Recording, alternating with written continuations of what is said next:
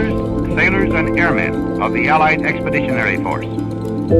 You are about to embark upon the great crusade toward which we have striven these many months. The eyes of the world are upon you. The hopes and prayers of liberty-loving people everywhere march with you. In company with our brave allies and brothers in arms on other fronts, you will bring about the destruction of the German war machine, the elimination of Nazi tyranny over the oppressed peoples of Europe, and security for ourselves in a free world. Your task will not be an easy one. Your enemy is well-trained, well-equipped, and battle-hardened. He will fight savages. But this is the year 1944. Much has happened since the Nazi triumphs of 1940-41. The United Nations have inflicted upon the Germans great defeat in open battle, man to man. Our air offensive has seriously reduced their strength in the air and their capacity to wage war on the ground.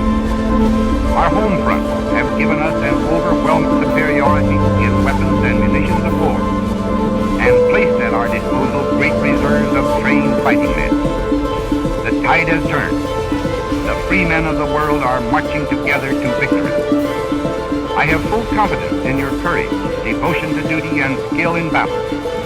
We will accept nothing less than full victory.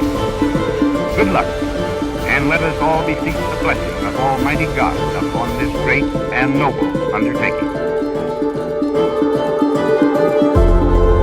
Sound like the moment the world changes. This is Omaha Beach. Today, it's a paradise. Families picnic here, children build sandcastles. But 80 years ago, this was the deadliest place on earth. June 6th, 1944.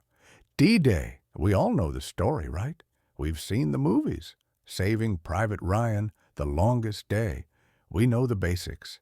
Allied soldiers stormed the beaches of Normandy to fight the Nazis and liberate Europe. But the story you think you know is just the final scene of a much larger, much stranger, and much more incredible play. The real story of D-Day isn't just about bullets and boats. It's about phantom armies, fake radio signals, coded crossword puzzles, and the unbelievable gamble that saved the modern world. And it all hinged on one thing, a lie. A lie so big, it fooled Adolf Hitler himself. Stick with me, because by the end of this video, you will see the largest invasion in human history in a completely new light. To understand D-Day, you first have to understand Operation Fortitude. This was the single greatest deception in the history of warfare. The Germans knew an invasion was coming. It was obvious. Just look at a map. The logical place to cross the English Channel is here, at the Pas de Calais. It's the shortest distance. It's what you would do. It's what I would do, and it's what the German High Command was 100% certain the Allies would do. So, the Allies decided to agree with them. Meet the 1st U.S. Army Group, or FUSAG. It was a massive invasion force. It had divisions, tanks, artillery, aircraft. It had a brilliant, hard-charging commander, General George S. Patton. There was just one problem. It didn't exist. FUSAG was a ghost army, a phantom force created to pin down Germany's best troops in Calais, far away from the real target. Normandy. The Allies built entire fake camps in southeastern England. They parked hundreds of inflatable rubber tanks in empty fields. They built plywood airplanes and fake supply depots. They even hired a sound company to broadcast the sounds of construction and tank movements over massive loudspeakers. And the masterstroke? They leaked fake radio chatter. Thousands of messages, all carefully designed to be accidentally intercepted by German spies, all talking about tide charts and troop movements for Calais. They put Patton, a general the Germans both feared and respected, in charge of this fake army.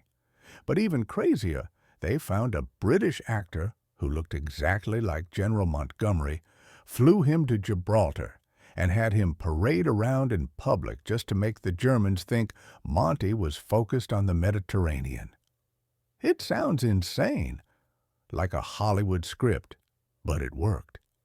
While Hitler kept his best panzer divisions waiting for a ghost army at Calais, the real invasion force, over 150,000 men, 7,000 ships, was sailing for Normandy.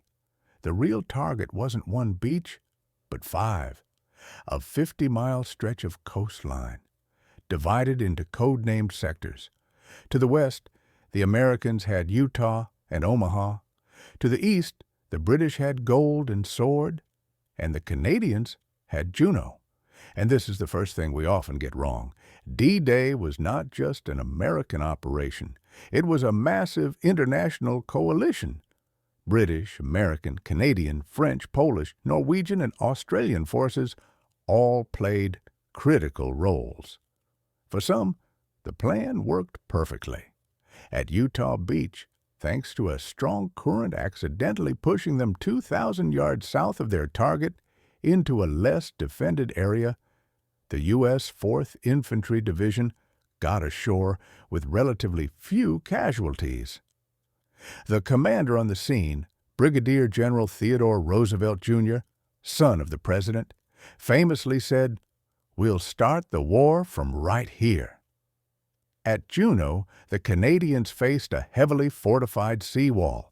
The first wave of troops was cut down, but with incredible courage they pushed through, clearing house to house in bloody fighting, and advanced further inland on D-Day than any other Allied unit. But then there was Omaha. The planners called it Bloody Omaha, and it was. Almost everything that could go wrong did go wrong. First, the pre-invasion naval bombardment completely missed its targets. The German bunkers, dug high into the cliffs, were untouched. Second, the rough seas swamped most of the amphibious tanks, the secret weapon that was supposed to give the infantry cover. They sank to the bottom of the channel, many with their crews still inside. The men of the 1st and 29th Infantry Divisions were dropped in ice-cold, neck-deep water under a hellish storm of machine gun and mortar fire. Their boats were torn apart before they even reached the sand. They were weighed down by 60 to 80 pounds of gear. They drowned. They were shot. They were scattered, leaderless, and pinned down behind the few obstacles on the beach. For hours, the invasion of Omaha Beach simply stopped. It was a total failure. Officers were dead. Men were hiding, terrified, or dying. In the command ships offshore, they openly discussed abandoning the beach and pulling the men out. And then small miracles started to happen, not from grand strategy, but from individual courage. A colonel, half drowned and bleeding, got his men to their feet by yelling, "Two kinds of people are staying on this beach, the dead and those who are going to die. Now let's get the hell out of here." Destroyers, in an act of incredible bravery and desperation, sailed right up to the beach, so close they almost ran aground, to fire their cannons directly into the German bunkers, point blank.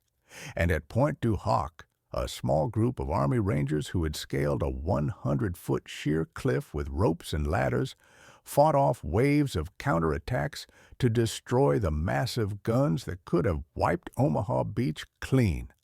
Omaha was not won by a plan. It was won by chaos, desperation, and the sheer, bloody-minded refusal of thousands of young men to give up. But the invasion didn't start on the beaches. It started hours earlier, in the dead of night. While the ships were still sailing, over 13,000 American paratroopers from the 82nd and 101st Airborne and 6,000 British Red Devils jumped from planes behind enemy lines. Their job was simple and suicidal: cause chaos. It was a disaster. High winds and anti-aircraft fire scattered the sticks of paratroopers all across the Normandy countryside. Men were dropped into flooded fields, many drowned under the weight of their gear, into the middle of German barracks, and into the town square of Sainte-Mère-Église. One paratrooper, John Steele, famously got his parachute snagged on the town's church steeple. Visual, modern shot of the church with the dummy paratrooper still hanging there. He hung there for 2 hours, pretending to be dead, watching his comrades fight and die in the square below. In that chaos, surrounded and cut off, men like Private First Class Charles de Glopper became legends. His company from the 82nd Airborne was tasked with holding a vital bridge over the Murderette River, but they were surrounded and hammered by a German counterattack. The company commander realized they were about to be overrun. They had to retreat, but someone had to hold the line. De Glopper, recognizing the situation, calmly stood up, walked into the open field, and started firing his Browning automatic rifle, BAR, at the advancing Germans. He drew all the enemy fire, allowing his entire company to pull back to safety. They watched as he was eventually cut down, but because of his unbelievable selfless action, dozens of lives were saved and the vital bridge was secured later. He was posthumously awarded the Medal of Honor for buying that vital time with his life. But just like at Omaha, the failure became the strategy. The Germans were completely confused. They had reports of paratroopers everywhere, not a concentrated drop, but thousands of tiny separate attacks. They thought it was a massive airborne invasion, and they had no idea where the main effort was. Small groups of men cut off and alone blew up bridges, ambushed German patrols, and secured the vital causeways that the troops from Utah Beach would need to move inland. By the end of June 6, 1944, the Allies were on French soil. The beachheads were secured. The Atlantic Wall had been broken. It was the beginning of the end for Hitler's regime. But the cost was staggering. Over 4,400 Allied soldiers were killed on that single day. Thousands more were wounded or missing. Total casualties for both sides, including French civilians, topped 10,000. We call D-Day a victory, and it was. But sitting here on this beach, it doesn't feel like a victory. It feels like a sacrifice. It's easy to look at D-Day as a grand strategic masterwork, a story of generals and maps, of arrows on a board. But the 6th of June wasn't won by maps. It was won by 19-year-old farm hands from Kansas who had never seen the ocean. It was won by Canadian school teachers who cleared a machine gun nest. It was won by British paratroopers who held a bridge with nothing but rifles and raw courage. And it was won by the men who never even made it off the boats. The next time you see this footage, don't just see the black and white dots. See the individuals. See the unbelievable bravery it took to run into the gunfire, to climb that cliff, to jump out of that plane, all for the simple, staggering belief that the world was worth saving. Thank you for watching. The story of D-Day is the story of individuals, and there are thousands more we couldn't tell. If you have a family story from D-Day or a name you'd like to honor, please share it in the comments below. And if you found this story as powerful as I do, please consider subscribing for more chapters of history that you were never taught in school.